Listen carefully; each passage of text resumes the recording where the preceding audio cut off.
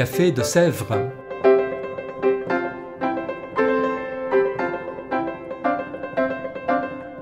Au Café de Sèvres, on discute philosophie et théologie.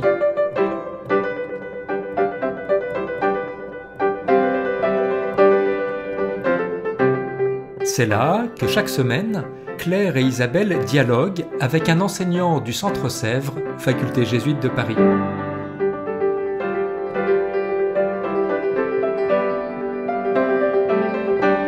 L'émission d'aujourd'hui est animée par Isabelle de la Garandrie.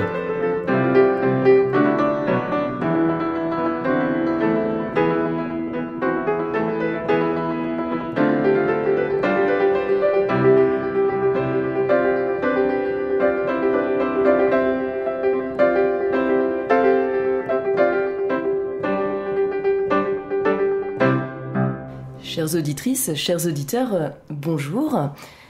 Le 21 janvier 2022, le pape François a déclaré Saint Irénée de Lyon, docteur de l'Église, avec le titre de Doctor Unitatis, docteur de l'unité. Je cite le pape François, Saint Irénée de Lyon, originaire d'Orient, a exercé son ministère épiscopal en Occident. Il a été un pont spirituel et théologique entre les chrétiens d'Orient et d'Occident. Son nom, Irénée, exprime cette paix qui vient du Seigneur et qui réconcilie, rétablissant l'unité. Et pour parler d'Irénée de Lyon, nous recevons aujourd'hui Michel Fédoux. Michel Fédoux, bonjour. Bonjour. Michel Fédoux, nous vous avons déjà reçu pour un précédent épisode du Café de Sèvres. Vous êtes jésuite, agrégé de lettres classiques, docteur en théologie, enseignant ici même en patristique et en théologie dogmatique, co-titulaire de la chaire de théologie écuménique. Et vous menez justement, ça tombe bien, un séminaire ce semestre intitulé « Une théologie de l'histoire, Irénée de Lyon ». C'est en plein dans notre actualité ecclésiale 2022, en ce début d'année. Mais pour nous, Irénée n'est pas avant tout un homme d'aujourd'hui. Alors, est-ce que vous pourriez nous présenter le contexte dans lequel Irénée de Lyon vit ? Oui, eh bien, Irénée est né en Asie mineure. Donc, actuellement, c'est la Turquie, donc la partie ouest de la Turquie. On dit qu'il est originaire de Smyrne, qui est une ville donc tout à fait au bord de la mer Égée. Et il a passé là toute sa jeunesse. Et à une certaine époque, on ne peut pas préciser, il a gagné la ville de Rome. On est à peu près sûr qu'il a séjourné dans cette ville de Rome. Et puis, un peu plus tard, très exactement en 177, il devient évêque de Lyon. Juste après un événement dramatique de l'église de Lyon, le martyre des chrétiens de l'église de Lyon et de l'église de Vienne. Et justement, donc ce contexte historique, celui des martyrs, que peut-on apprendre de la vie d'Irénée dans sa vie ? Bien, alors d'abord, donc c'est un écrivain, Irénée est un écrivain, un auteur du IIe siècle. Il faut toujours se rappeler que le christianisme est arrivé en Occident, enfin, venant d'Orient. Et donc Irénée est typique justement de ces chrétiens d'Asie mineure, de l'actuelle Turquie, qui ont été en quelque sorte missionnaires en Occident. Et c'est un homme, Irénée, qui a eu vraiment à cœur l'unité des églises, la communion des églises. Et c'est justement pourquoi le pape François l'a déclaré docteur de l'unité. Et on aura l'occasion sans doute d'en parler. Il est intervenu de manière extrêmement précieuse et profitable pour dénouer une crise et pour éviter un schisme dans l'Église à son époque. Donc docteur de l'unité. Justement, quels sont les grands thèmes de sa pensée théologique ? Alors il y a d'abord un thème central chez lui, c'est le thème de l'unité. L'unité des deux testaments. Il s'adresse, ou plutôt il répond à des courants qu'on appelle des courants gnostiques, qui étaient très répandus au IIe siècle et qui avaient tendance à considérer qu'il y avait une rupture, une différence radicale entre l'Ancien Testament et le Nouveau Testament, entre le Dieu de l'Ancien Testament et le Dieu révélé par Jésus. Or, Irénée refuse cette thèse et il affirme l'unité fondamentale des Écritures, l'unité de l'un et l'autre Testament. Irénée affirme aussi l'unité du Christ. Le Christ est un seul et même homme, mais justement, dans son unité, il est inséparablement vrai homme et vrai Dieu. Et puis un autre thème essentiel de la théologie d'Irénée, c'est le thème du Christ comme celui qui récapitule le premier Adam, celui qui récapitule l'histoire du salut et qui l'amène à son accomplissement. Il y a d'autres thèmes aussi, mais au moins ceux-là me semblent d'une extrême importance. Sur ce dernier thème, sans doute de manière liée, votre séminaire s'intitule « Une théologie de l'histoire ». Que propose saint Irénée plus précisément à ce sujet et ce dont vous parlez, j'imagine, dans votre séminaire?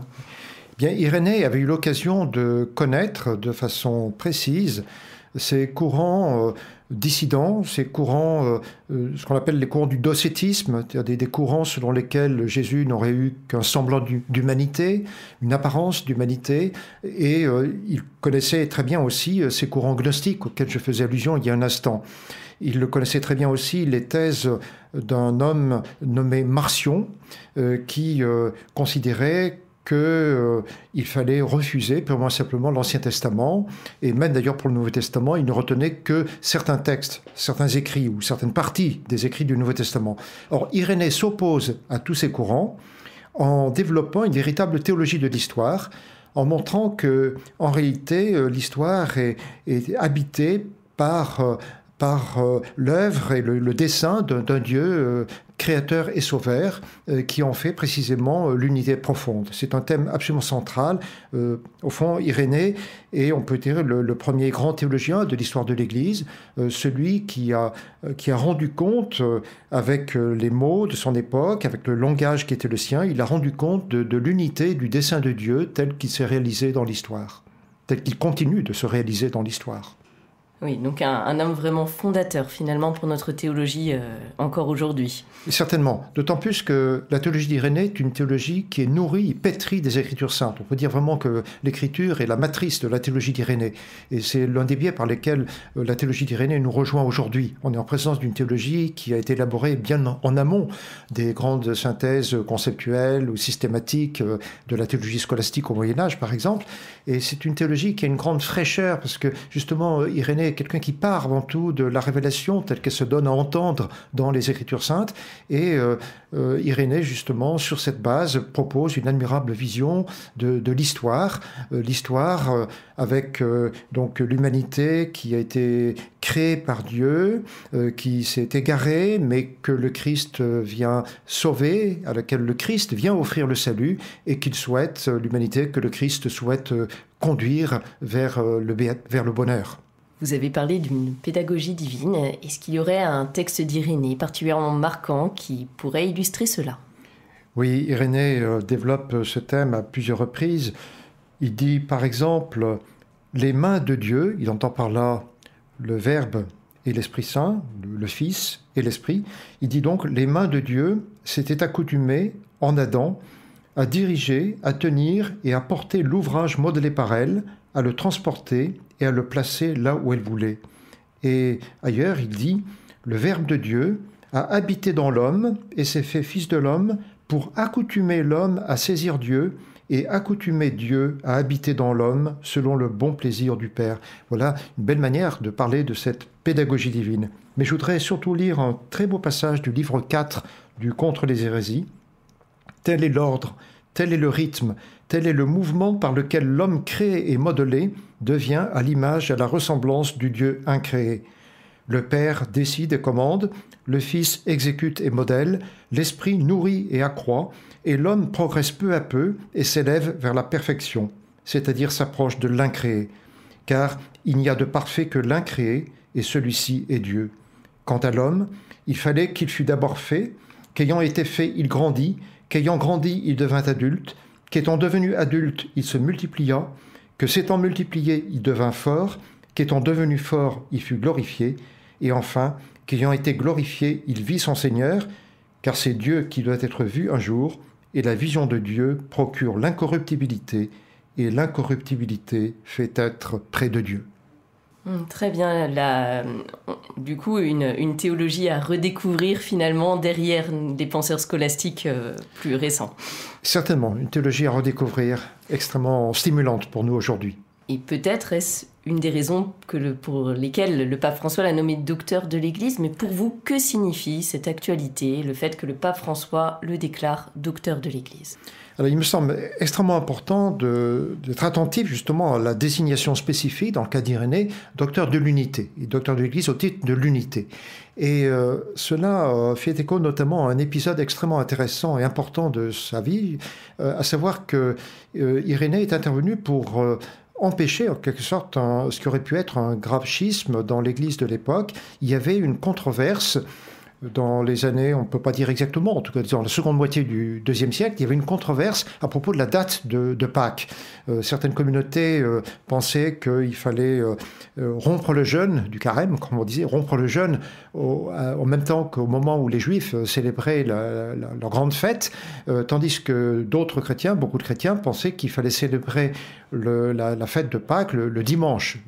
Et il y a eu donc une controverse très vive et certaines communautés étaient menacées d'être littéralement excommuniées.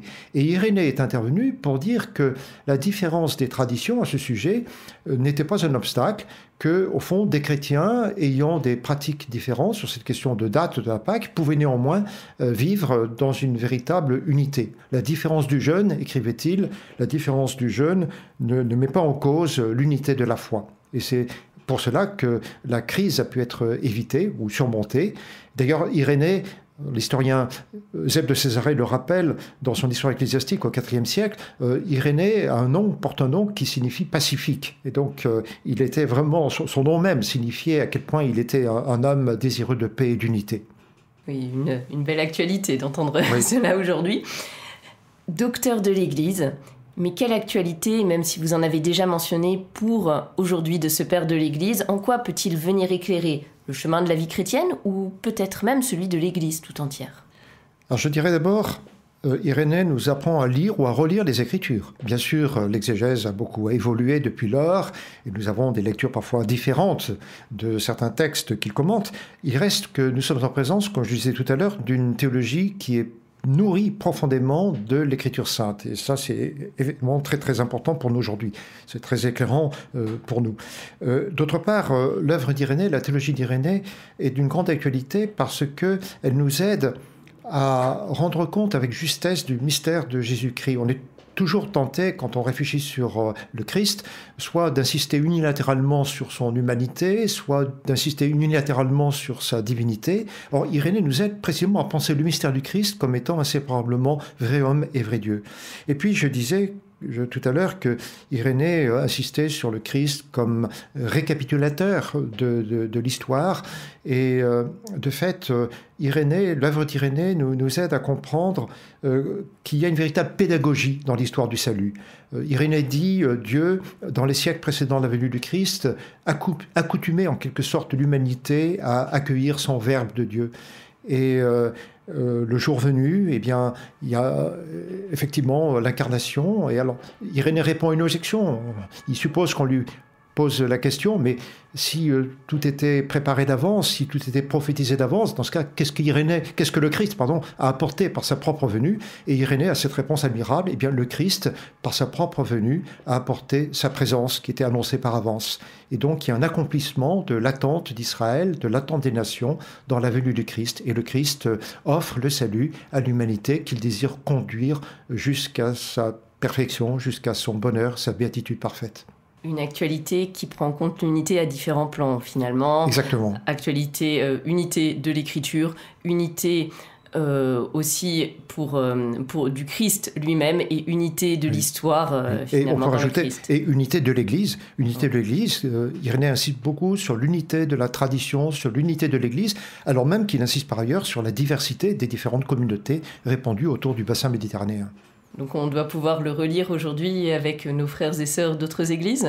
Certainement. Il y a d'ailleurs des théologiens protestants, par exemple, qui ont beaucoup réfléchi sur Irénée. Et certainement, l'œuvre d'Irénée est l'une de celles sur lesquelles nous pouvons nous accorder dans une très large mesure entre chrétiens, catholiques, protestants, orthodoxes, anglicans. Une œuvre inspiratrice pour les églises chrétiennes, de façon générale. C'est donc une invitation à plonger dans l'œuvre d'Irénée. Est-ce qu'il y aurait un titre de traité pour nos auditeurs qui voudraient ouvrir Irénée? Alors, la principale œuvre d'Irénée, l'œuvre la plus connue, c'est ce qu'on appelle Contre les hérésies. En fait, ce n'est pas le titre originel, mais c'est le titre qu'on a donné à l'œuvre. C'est l'œuvre doctrinale, la synthèse doctrinale par laquelle Irénée répond justement au courant du docétisme ou du gnosticisme. Mais Irénée a écrit une autre œuvre qui est beaucoup plus facile d'accès, qui est beaucoup plus brève aussi, et qui est davantage, on pourrait dire aujourd'hui, une œuvre de vulgarisation. Elle s'appelle « Démonstration de la prédication apostolique ». Et pour ceux qui ne connaissent pas encore Irénée, je recommanderais beaucoup de commencer par la lecture de cette œuvre, « Démonstration de la prédication apostolique ». Notez bien les références. Nous arrivons vers la fin de ce podcast. Alors, est-ce que vous auriez un mot de la fin, une citation d'Irénée ou même un texte d'Irénée à nous partager pour pouvoir prolonger cette découverte vers ce père de l'Église si actuel pour aujourd'hui? Oui, je citerai volontiers 2 formules d'Irénée qui sont particulièrement remarquables. Il y en a une qui est très célèbre. « La gloire de Dieu, c'est l'homme vivant, et la vie de l'homme, c'est la vision de Dieu ». Une expression tout à fait admirable. Et je voudrais citer une autre phrase d'Irénée, ailleurs, dans son ouvrage « Contre les hérésies ». « Dieu s'est fait homme pour faire de nous ce qu'il est. Dieu s'est fait homme pour faire de nous ce qu'il est. » Une phrase qui exprime au fond le dessein de Dieu et la vocation de l'être humain. L'être humain qui est appelé à être en pleine communion avec Dieu. Ce sont 2 citations que l'on peut retenir qui me semblent résumer au mieux la pensée d'Irénée sur Dieu et sur l'être humain. Merci beaucoup, Michel Fédoux. Merci. Chères auditrices, chers auditeurs, à bientôt pour un prochain épisode du Café de Sèvres. Au revoir.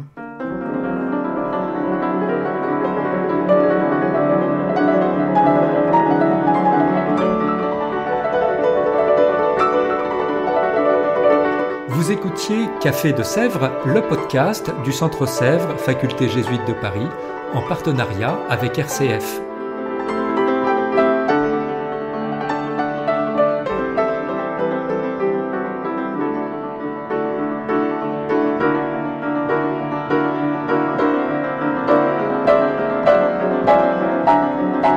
Pour ne rater aucun épisode, abonnez-vous sur votre application préférée. Spotify, Deezer, Apple Podcast ou Google Podcast.